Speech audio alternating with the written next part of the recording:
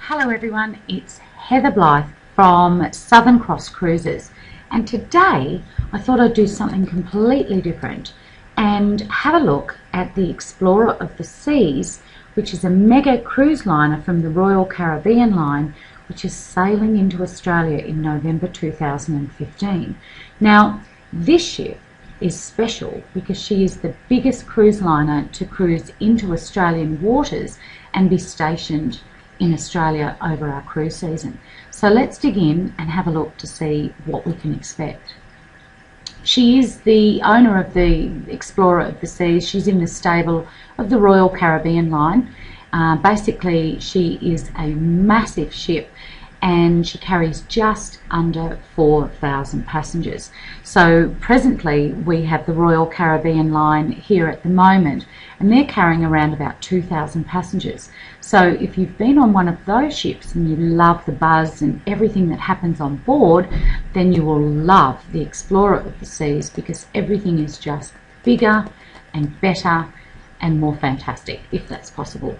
So she's also having a $1 million refurbish before she hits our shores in November 2015. So it's nothing nicer than being on a ship that's had a complete refurb. Everything's neat, tidy, clean, and just looks fantastic. So let's have a look at what to expect on the Explorer of the Seas when she arrives. Now, all the regular offenders are on board this ship. You have the world famous Promenade deck, which Royal Caribbean do so well. On these ships, basically the Promenade deck is an entire deck from stern to bow with shops, cafes, little bars and pubs and meet-up place, ice creameries, you name it, everything on here. It's like a shopping mall, but it's floating at sea. It's absolutely phenomenal, and they are just, the wow factor that these promenades have is just amazing.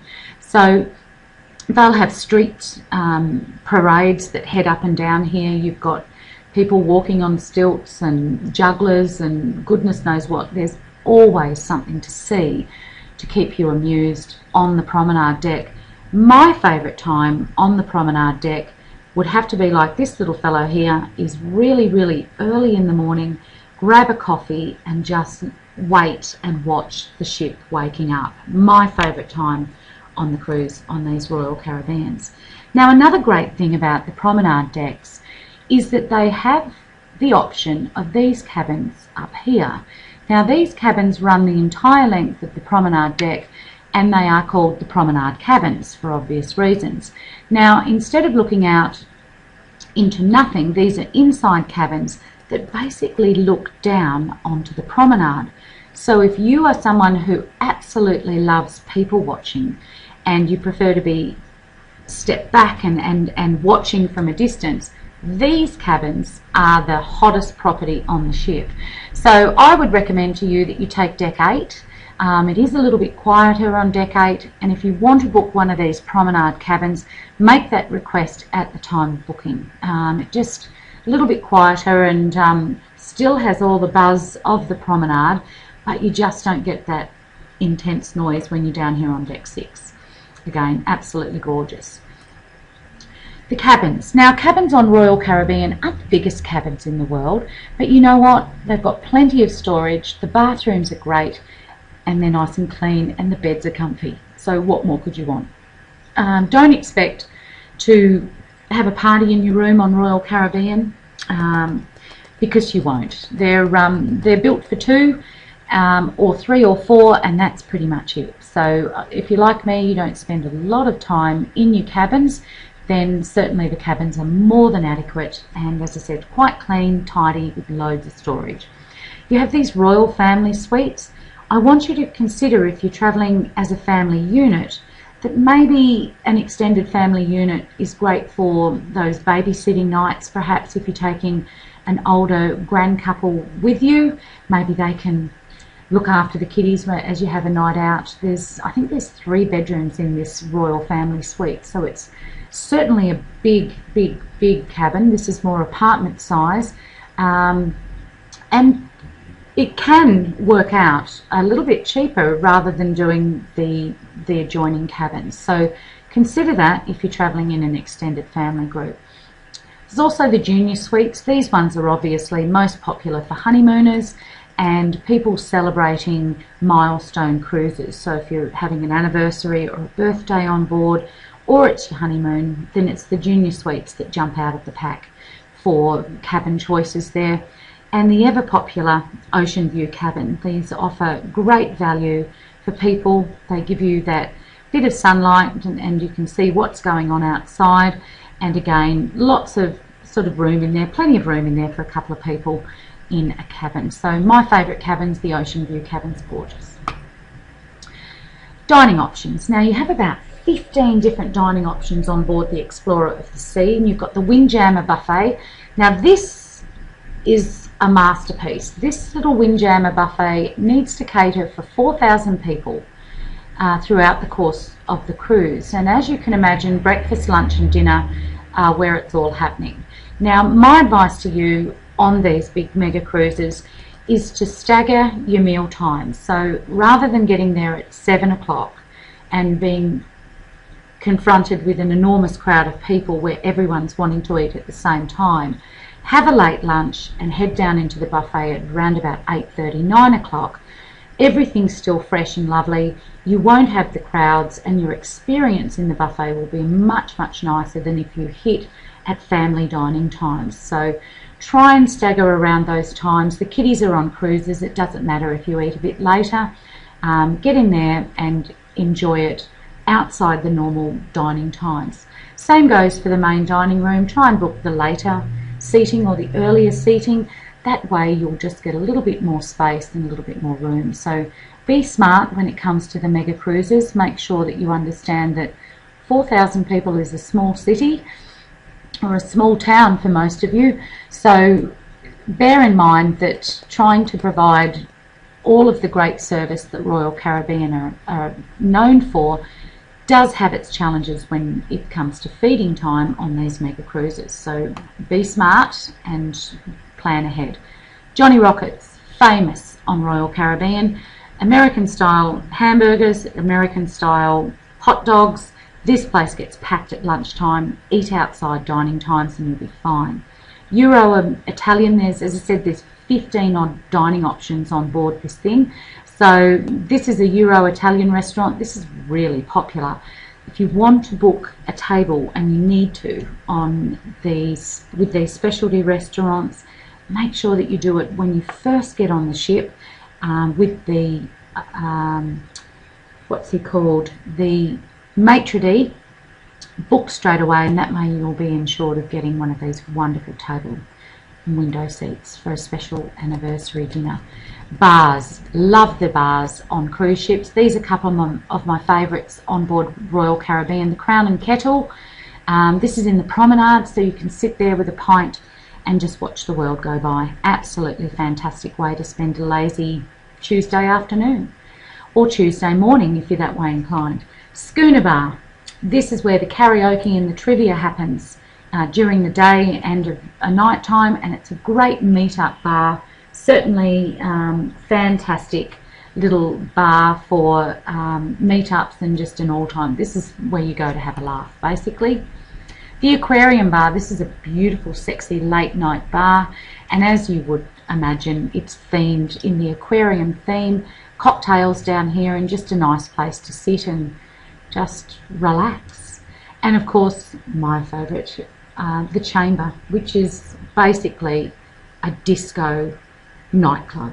And if you love, love, love disco like I do, then get yourself down here. You can even take some dress-up clothes and head on down to the disco heaven and dance the night away. It's got all the lasers and all the disco lights and everything you would expect in a fabulous disco, and that's the Chamber. The casino, again, Royal Caribbean do casinos in a big way. This one has 300 slot machines or pokie machines.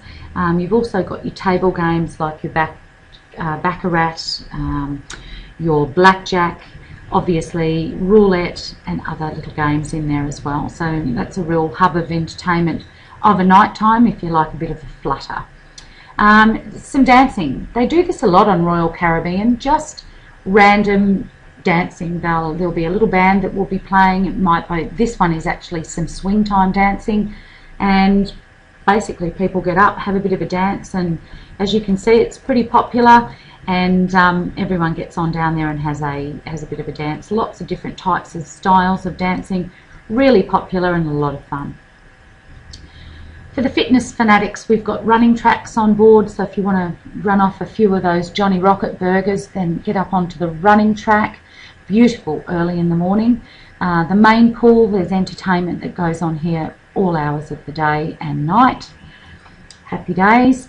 And also, the Flow Rider. This is famous on Royal Caribbean, and this is on all of their ships, and it is now coming on to the Explorer of the Seas. Once they do that refurb, it will involve this as well. So the Flow Rider, it doesn't matter if you're not great at this or you don't even want to have a go. It is fantastic fun to watch, and fair play to these boys and girls that get up there and make it look so easy. Ice skating rinks. They do shows of a night time. It's all in lights and looks pretty fantastic. And you can also head on down there and do some ice skating during the day as well on the rink. So another development for the Royal Caribbean.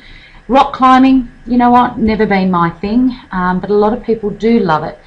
As you can see, it's a fairly popular activity on board ships. People just love climbing rock faces on a cruise ship. Go figure. But there it is, it's available, and if you're into that, then it's certainly one of the biggest walls at sea. Kids clubs. Now, there are various different kids clubs on board the Explorer of various ages. So depending on what age your kiddies are, will depend on where they'll go for the day. Now, Royal Caribbean will keep your kiddies absolutely flat out busy all day long. But you do need to bear in mind that this is a kids club, it's not a kids babysitting service. So I say that mindful of the fact, as a mother and having children and having kids on holidays, please, just a small caveat, I will remind you that it is not a babysitting club, it is a kids club, and they will keep your kiddies occupied all day on end, but you will need to at some point connect back with your kids and plan the following day's activities. If you're looking for babysitting facilities on board, then Royal Caribbean have those as well, and there's a small charge for babysitting for your kiddies. So if you're interested, excuse me, check out some details. I'll just have a drink.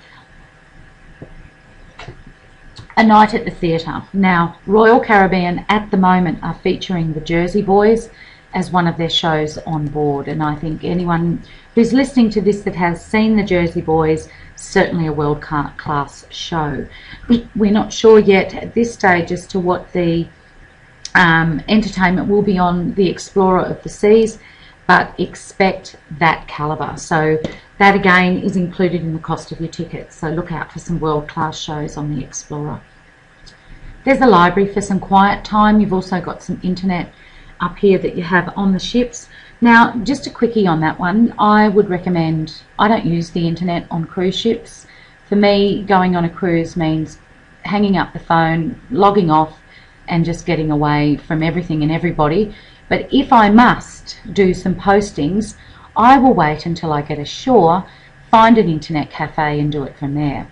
You're under the mercy of the satellites on board a cruise ship, and it can make internet a little bit slow and sluggish, and I did have one gentleman say to me that it took him nearly 20 minutes to send an email.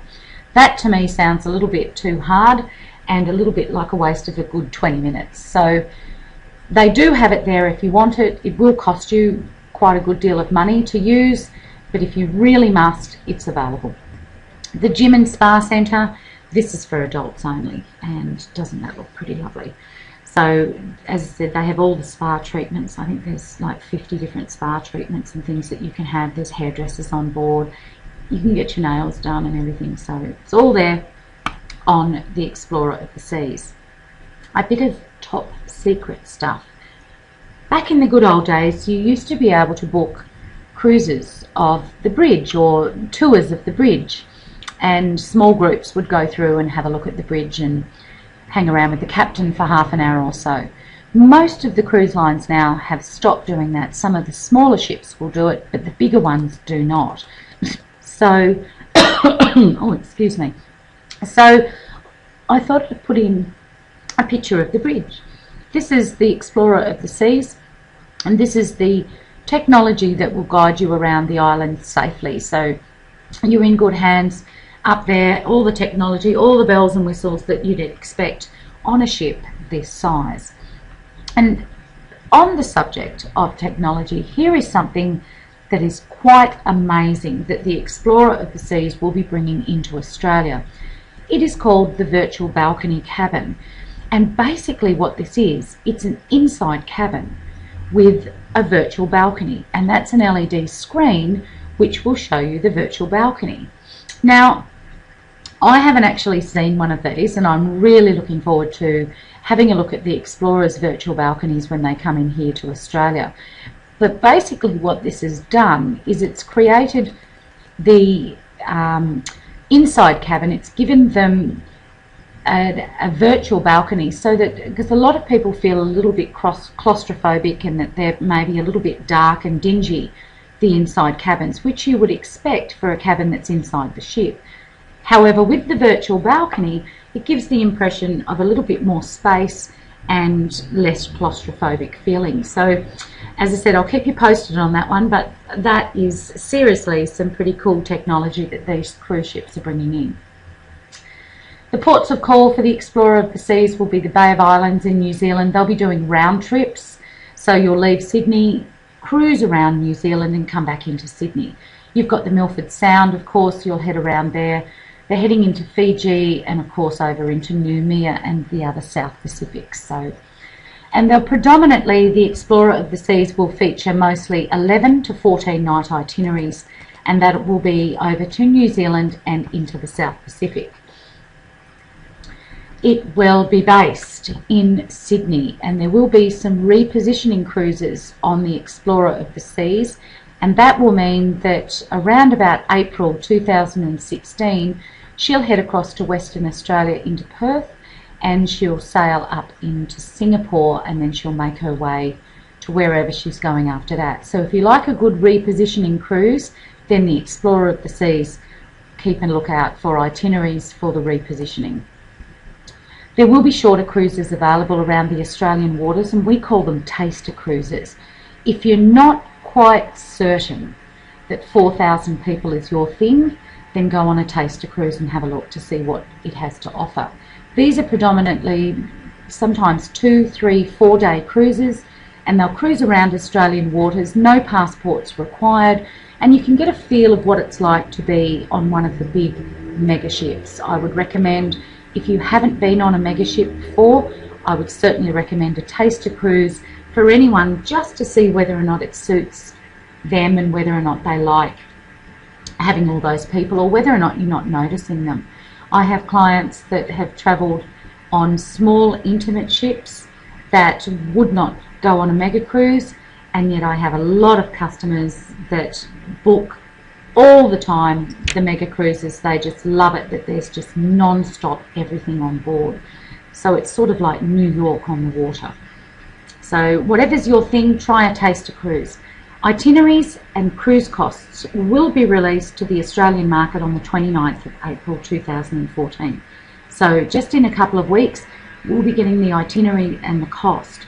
Now, based on what we're looking at for the other cruise lines, I would suggest for a 12 to 14 night cruise, the prices would be based on around about $1,500 for an inside cabin per person, to around about $2,500 per person in a suite. So certainly the costs are there. It certainly gives you good value for money, remembering that all your meals and your entertainment is all included in the cost of that ticket, and you're just on a remarkable cruise ship with so much entertainment that's provided free of charge with your ticket there.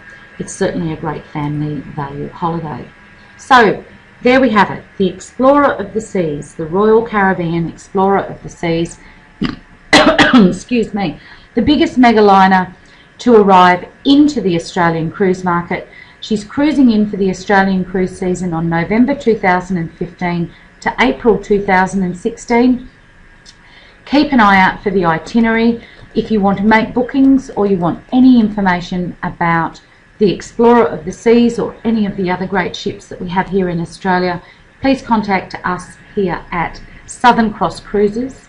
For bookings, you can call me on that number there, or you can email me on that address, or you can buzz over to Facebook and find us on Facebook, Southern Cross Cruises, and connect with us that way. So I hope you've enjoyed our little tour of the Explorer of the Seas.